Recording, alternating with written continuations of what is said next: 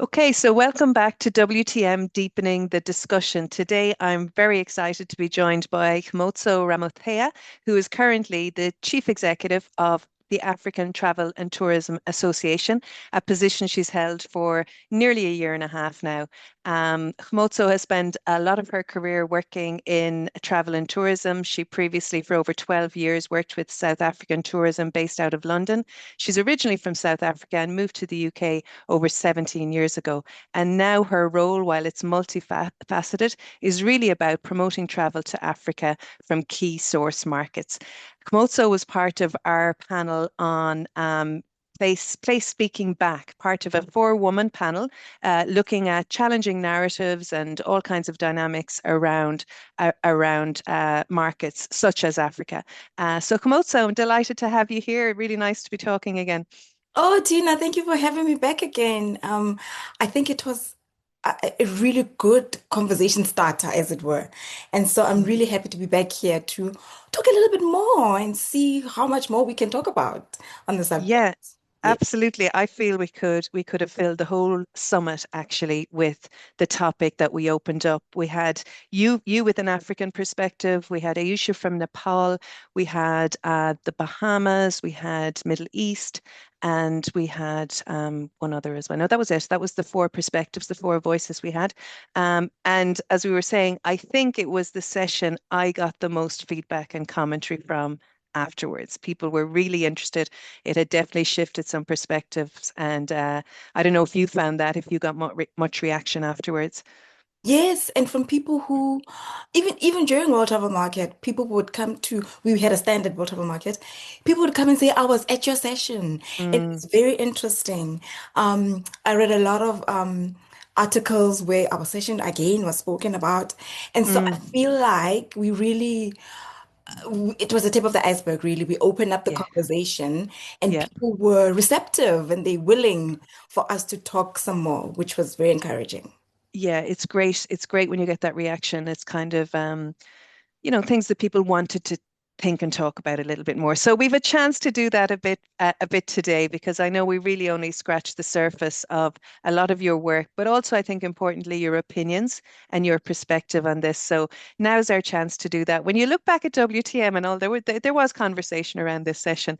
What has stayed with you the most, kind of as stuck in your mind from that time, or that you think is important for us to kick off with now? For me, the thing that has stayed with me, and ahead of this, I happened to watch a video of me responding, was actually the first question, which I think is the introduction and the reason for the conversation to begin with. The first question was, how do we give back the narrative? Or how do no, no, how do we challenge the narrative? And that's a topic that I'm very passionate about because a lot of the time, when we read about any destination, and I represent Africa, which is a continent of 54 countries, and sometimes it is very easy to refer to a continent as one place, and Yes. and this is the first problem, but also to not really having local voices come through loudly and prominently, and allowing them, the locals, to really be the ones that tell the story. A lot of what we read about in media is written from the perspective of the visitor in a lot of Yes. cases, and so I think there is an opportunity really for us as not just consumers of travel, but as people in the travel business to try and rethink how it is that we think about these issues at first. Yeah, Yeah, that is. I think, it's actually Africa more than the rest of the continents does suffer from that being all together as one place, as if it's one place. And when you say 54 countries, it's just, ridiculous that happens. But that idea of the stereotypes, let's sit on that for a second, or the narrative, because you and the other panelists in individual conversations when we were briefing beforehand said to me, you said, Africa is more than safari and sunset. Nepal is more than monks and mountains. The Bahamas is more than beach, sunshine, and smiles. The Middle East is more than conflict and crisis.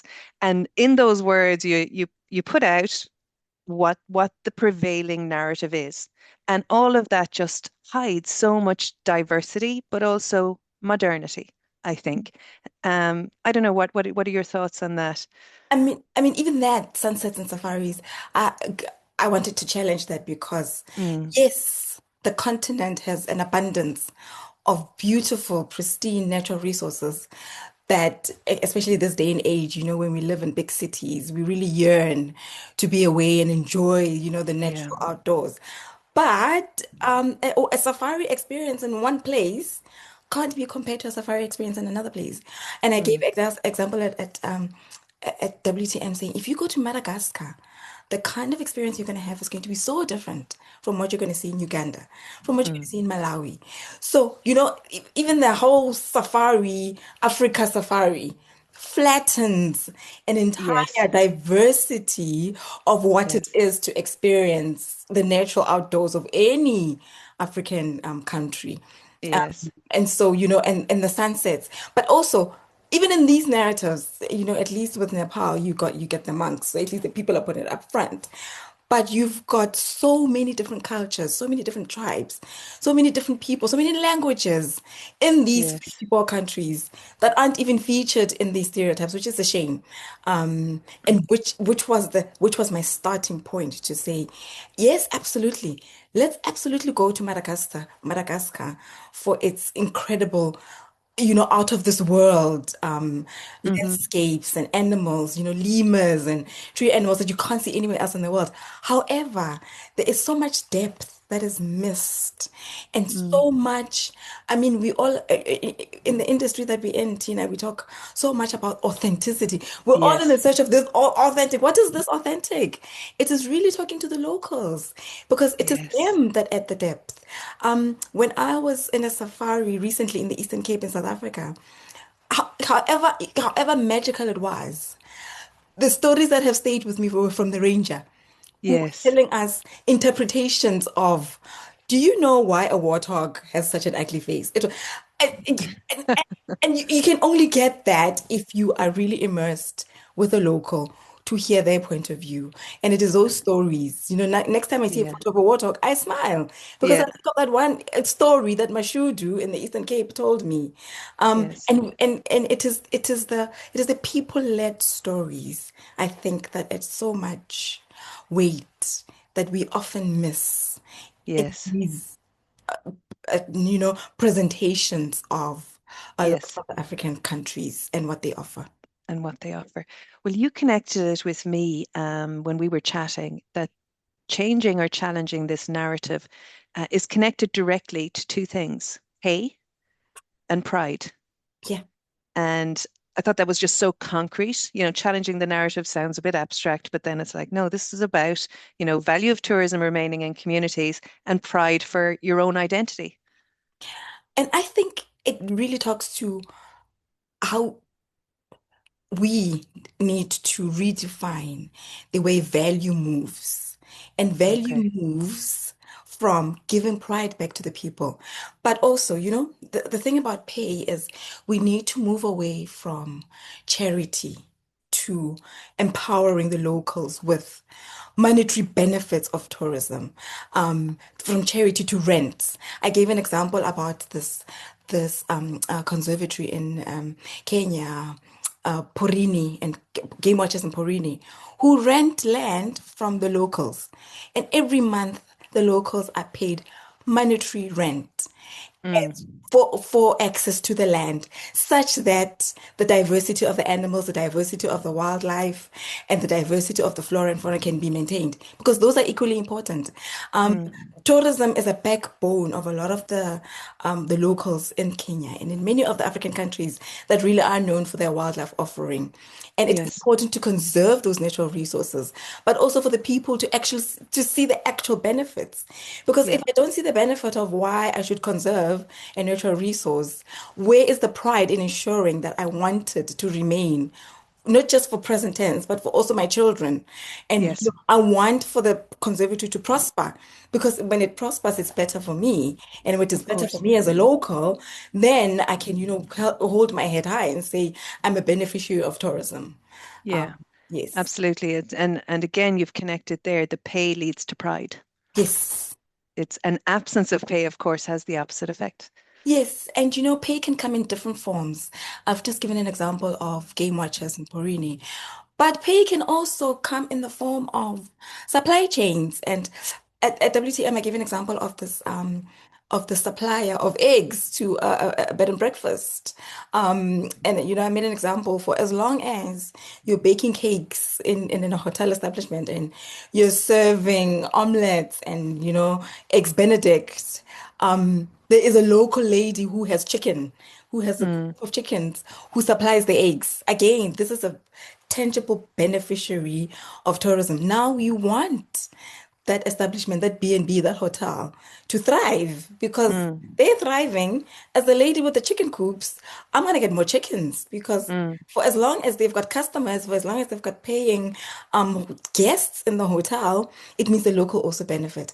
But I was talking about it in a different setting about the the impact of tourism is usually if you consider that people that go visit a place, so many other industries are impacted, it's not just the tourism that feeds the bottom line, but it's the logistics, but it is the retail spaces, and it is the ladies who sell genuine crafts that they've made mm, with their own hands that mm. benefit. There are so many industries that feed into the tourism that Yeah. are also about pay, that are also Yes. about adding pride, um, Hmm. that also benefit. And so, it's almost tourism alone is an incomplete picture when you talk about pay.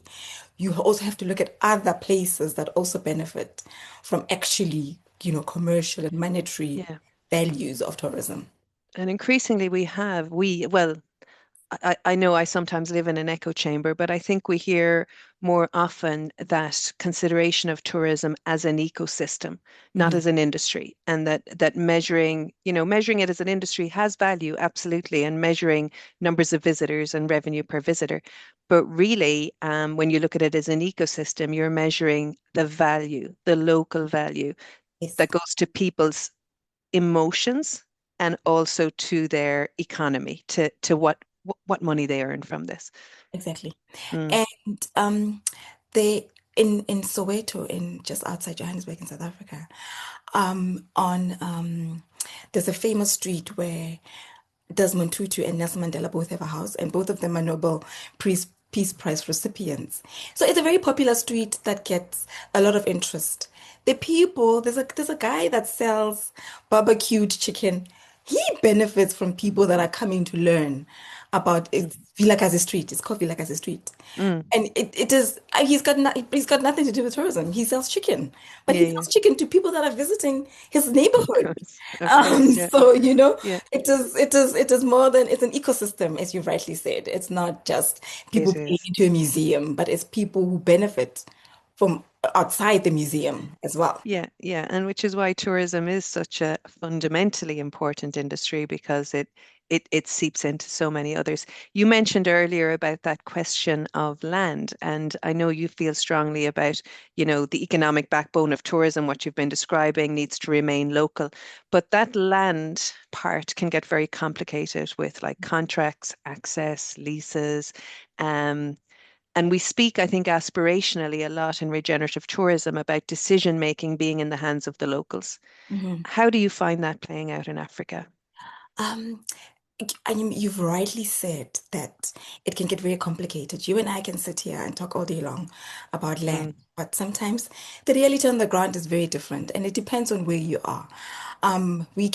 We hear of many success stories of how communities have benefited in just outside the Kruger National Park. I think it's Maluleke village where um the local chiefs are beneficiaries and they are landowners. They've got title deeds, and mm, so it's really I want to say transactional almost because here we are. But in many other places, you find almost this conflict of land being taken away from locals. Sometimes in ways in which there really is no agreement. And so, I feel like we really need to come to a point where the nuances of each country is different, and how Mm. things play out in one area isn't necessarily how things are going to play out in another area. But also, I feel like sometimes, especially from the outside in, I'm based in London. I don't really know the ins and outs and the realities of what happens on the ground in a lot of the countries. Yes. But I feel like the land topic, particularly, becomes a very hot topic, and rightly so, because in many of the cases, the locals have been living there for a long time. In Namibia, you find, Mm. in Botswana, you find the San community, who um, they are bush. What's the word I want? They are bush gatherers. Yes, the word is Yes. bush gatherers. They're bush gatherers. They've been living off the land for a long time. And as part of that whole conservation, you get a place like Tswalu Game Reserve, which is in South Africa, that employs the locals as the local San people as tour Mm. guides and as in exchange then to be able to utilize the land. So, there's different models to adopt, but it is a hot Yes. topic, and I don't claim to have an answer, but Mm. I think the general notion is less conflict means empowering people, particularly people that live in these areas, so that Yes, they of also too course. can see the benefit. Yeah, and of course, people want to stay living in their areas, and yeah, or a certain amount. I'm interested in particular, again, it was a theme across a few of the speakers on that panel, was the idea of showcasing your modern destinations and countries. And so, for example, in Africa, we see a lot of imagery around tribes, ancient tribes, but actually, I know your thoughts on that you were sharing with me beforehand is that's one image, and then there's all this, you know, other depth that we need to put out there. So would you Oh chat a my bit God. about that? Oh my goodness, absolutely. Because, we really need to be careful about images of tribes that are stuck in history, that are almost a museum rather than a showcase of an evolution of people. Okay. Because, so there's that. So, if you think about, I'm going to give you an example. There's this lady called Mary Mushi, and she runs African Sky in Tanzania. And I remember we had a conversation, and she said to me, it is less about going into a village and saying to a local, jump very high, but also understanding that that person who is a Maasai warrior could also be a tech entrepreneur. And both Okay. of these can be true of one person. And we need to appreciate that it is true for one place. Yes, there is a place in people's lives where, they will be dancing in celebration. And it is the choice of the community whether or not they choose to share that. And this is also about pride. It's also about value. It is allowing the community to say, no, this is a part of my culture that is sacred to my people, and I don't want to showcase this. But there's also a conversation about, yes, I'm very happy to showcase my culture to you. And this is how it has evolved. But also, I think we also need to be very mindful as an industry and as a people to walk away from this human safari element, from sitting and watching, rather than are we participate? Are we being entertained or being educated? Are we leaving a place better off, knowing better, understanding a little bit more? When you ask a Maasai warrior to jump, do you understand the significance of the jump? When you ask a Zulu dancer to fall down, do you understand the significance of it? And I feel like it is an opportunity for everybody to learn. The next time you go on holiday, are you being entertained or are you being educated? Or are you just watching or are you participating? Because I think then that showcases modern, how we then interact with culture. But also the modern day aspect is the fact that as as Africa has some of the youngest demographic globally, which means Yes. there is a lot of creativity. There is a lot of burgeoning industries that are driven by these young people. If you look at technology in East Africa, for example, there's Mm. a there's a there's an app called M-Pesa, I was in Kenya last year October. Tina, I was probably the only person in that whole Nairobi with cash, walking around with cash in my hands. Nobody carries cash in Nairobi because Yes. there's no technology where you used to go. And also, I'm an outlier. You don't have M-Pesa. Why? Nobody carries cash. And Mm, this is the brilliance of Africa, the mm, brilliance of these young people that we often don't see about. The one other example that I love so much is about this a fashion designer from Zambia. She's got an Instagram channel called Modern Day Glamour. And this young girl dresses her grandmother up in these incredible outfits. And they are based in their homestead in Zambia. You can see the fields of corn in the backdrop. You can see the cattle. You can see the goats. You can see the washing line where the grandmother has just done it. mm, But also you can see this incredible creativity from this young girl who's a fashion designer, who is mhm, bringing this color and the most incredible outfits in mhm. a village in Zambia. This is Yes. modern day Africa that we see very little of. Um, Yes. yes. We see very little of, and I think I'm struck. I've been listening to everything you've saying, but that idea of tribe stuck in time Mhm. is absolutely an image we have. Yes. Absolutely an image that Yes. that comes out. But yeah. And almost one we've come to expect when we go to a place. Hmm. Yes, I want to see Massa warriors, which is wonderful. However, I feel like the modern day context is missing. Do we understand the example I gave at WTM about the Rwanda banana beer making ceremony is even that's a brilliant example Hmm. because you see local women making banana beer. This is an age-old tradition. But it's done modernly, with modern women who are wearing modern clothes, but they still participate in this ancient tradition. Whenever Yes. there's a celebration, whenever there's a wedding, they all come together to make this. Mm. And this is the depth of experiences that we often miss, Yeah. um, Yeah. when we visit places. Yeah, I do think living heritage from many destinations is really attractive to their visitors. That ancient heritage is still alive, and actually it's a relatively unstretched muscle for us to understand that it can be ancient and modern at the same time, that you can Yes, you can hold those things together. It's a real I am so interested in, I've read that in many places about Africa having the youngest demographic and mhm, this huge entrepreneurial and creative energy that yes, is burgeoning, as you said, all over Africa. It always reminds me a phrase that stuck with me from our panel as well was from Mayusha in Nepal, and she was speaking about challenging their narratives, and she said, we work in offices too. And yes, it was so simple, and it was so, yeah, yes, absolutely. But yes, it's striking that those points have to be made, and that work has to be done as well. yes. That you can be an a tech entrepreneur and a Zulu dancer And a Zulu in dancer. one day. And yes, Yeah, yes. yeah, absolutely. If I say the word power to you in connection with tourism, what will that start you thinking about? Oh, you see, it, for me, it goes back to how do we balance the power?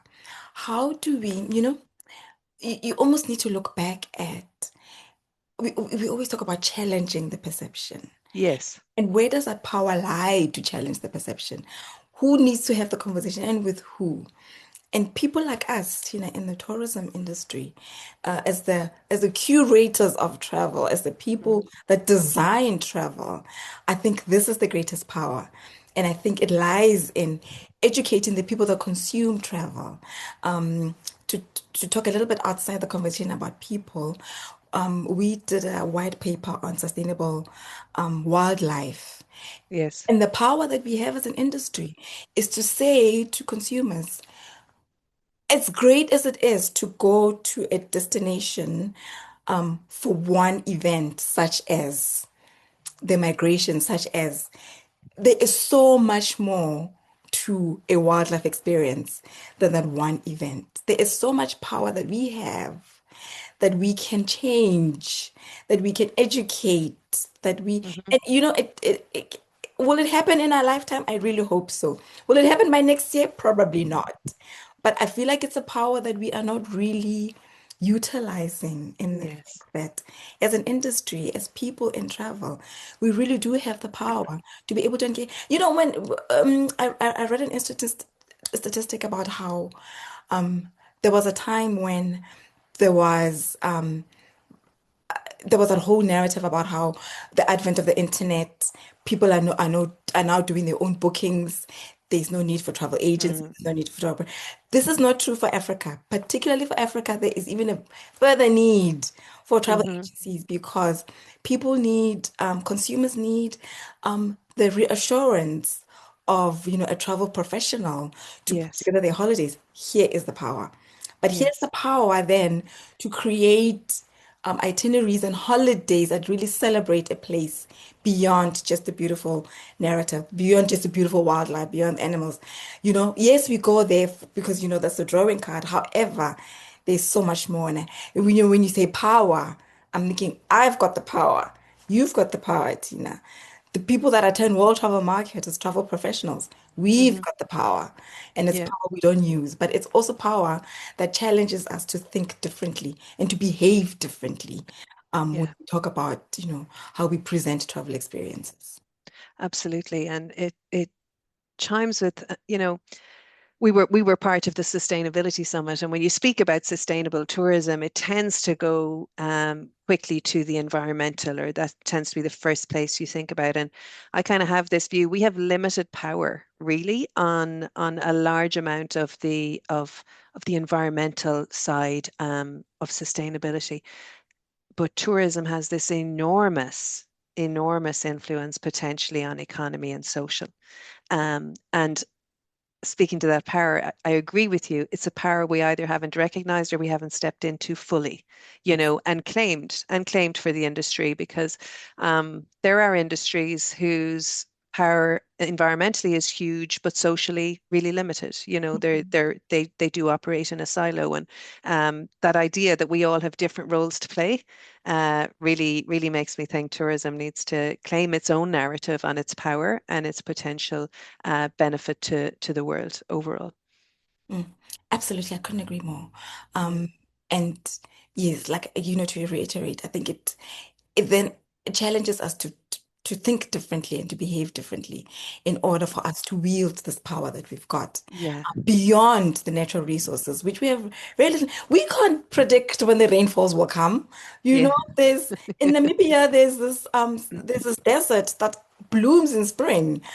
We don't know when it's going to rain Yeah. for Yeah. that to happen, but what we can control are how we behave and how, the economics, Hmm. those we can control. Yeah, absolutely. So, Kgomotso, you're clearly somebody who's thought a lot about all of these questions, but also you're highly passionate about all of them. I'm going to ask you, if you were leaving people who are listening to us today with like one thought, but I won't limit you to one because I feel you might have more than one.